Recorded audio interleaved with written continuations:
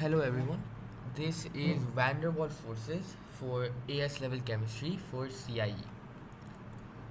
So let's start. There's a difference between intramolecular forces and intermolecular forces.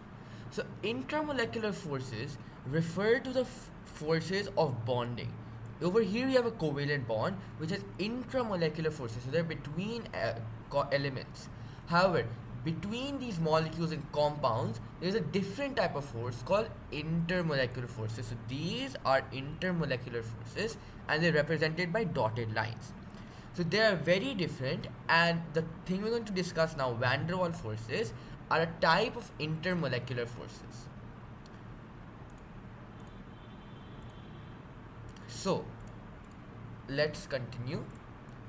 So there's two different types of forces, intermolecular forces.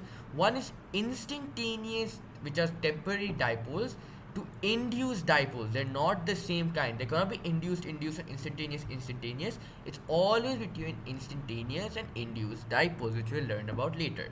And these are called London dispersion forces. Sometimes in exams papers, it will tell us talk about dispersion forces. Simply means instantaneous dipole and induced dipole. And there's the next type, which are called permanent dipole to permanent dipole forces. So let us go to the next slide.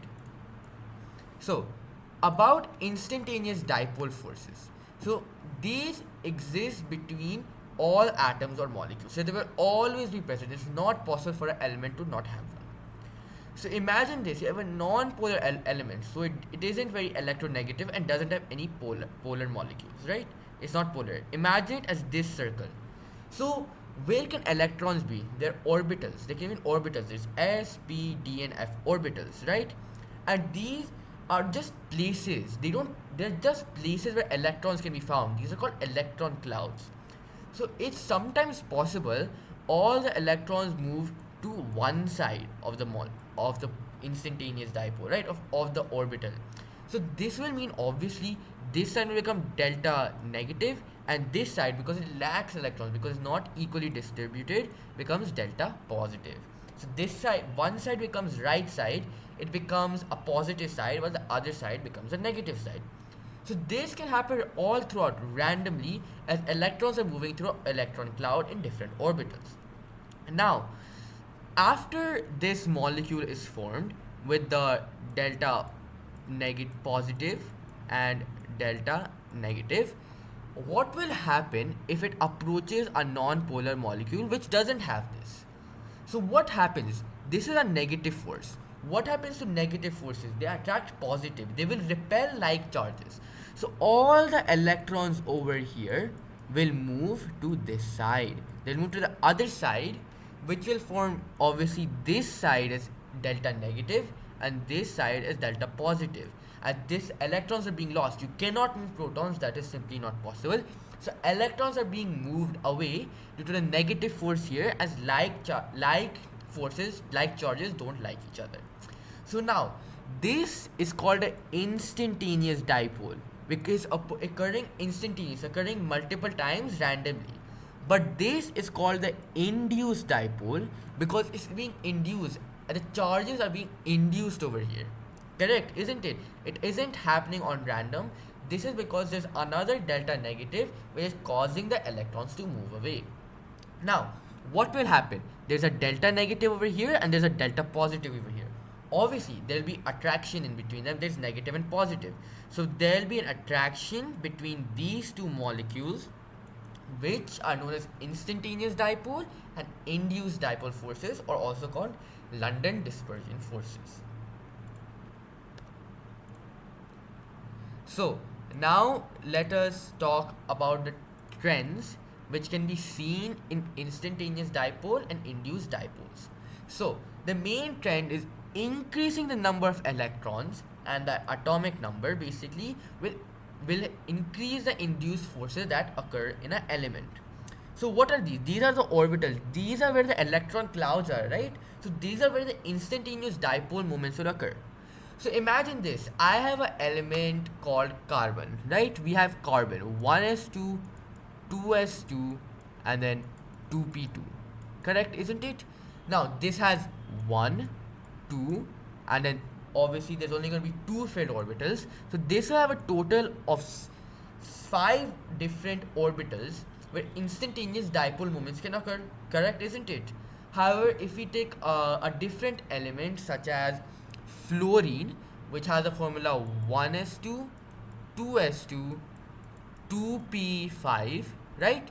This will have again 1, 1, but this will have 3, as we know. Over here there will only be 2 orbitals which have an electron, but over here there will be 3 orbitals. All 3 orbitals have electrons. So this will have 1, 2, 3, 6 orbitals. So tell me, which one will have more induced dipole forces? Of course, the one which has more orbitals possible, so more instantaneous dipole moments can occur, correct? So therefore, that is the general trend in induced instantaneous dipole and induced dipole. So next is permanent dipole forces. So permanent dipole and permanent dipole occur only in polar molecules. Let's take the example of hydrogen fluoride. Hydrogen fluoride is a very electronegative element, correct? Because fluorine is the most electronegative possible, so this will obviously attract electrons more. This will get a delta negative charge, and this side will get a delta positive charge. And these are not occurring randomly and turning or going and switching off like instantaneous dipole. These always occur. Now if I have another hydrogen fluoride, for example, this will again also have a negative charge, and this will have a delta positive charge. So what will happen? Like we know, delta negative will attract to delta positive, which will have intermolecular forces. So these are intermolecular forces which are known as permanent dipole forces. They will always exist only between permanent or polar compounds. Okay, so the main trend, the main idea is permanent dipole forces are always greater than instantaneous to induced dipole forces. Obviously, we can see this, right? There'll always be an attraction in permanent dipole forces. However, in instantaneous induced dipole forces, sometimes they'll not happen, sometimes they will happen. So obviously, it will be much weaker.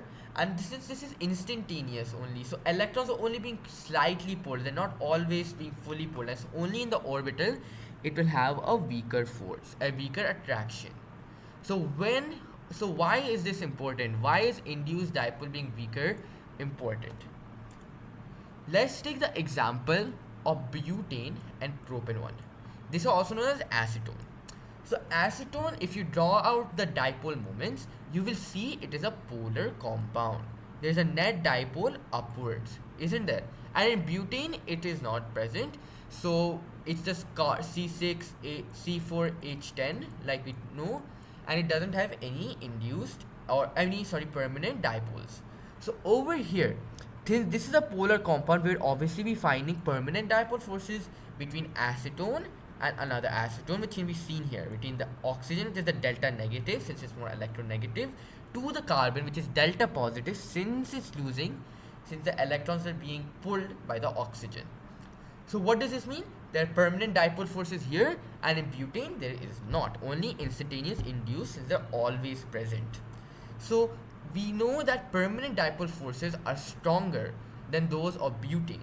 So this would mean there'd be a stronger attraction in acetone, even though it has less carbons compared to butane. This is why the propane one or acetone has a boiling point of 36 degrees, while butane only has 10 degrees. This is why it's very important to learn about these forces. So that is all for today. We will next be covering hydrogen bonding, which is just a different type of permanent dipole force which can only occur between some elements. Thank you so much, guys.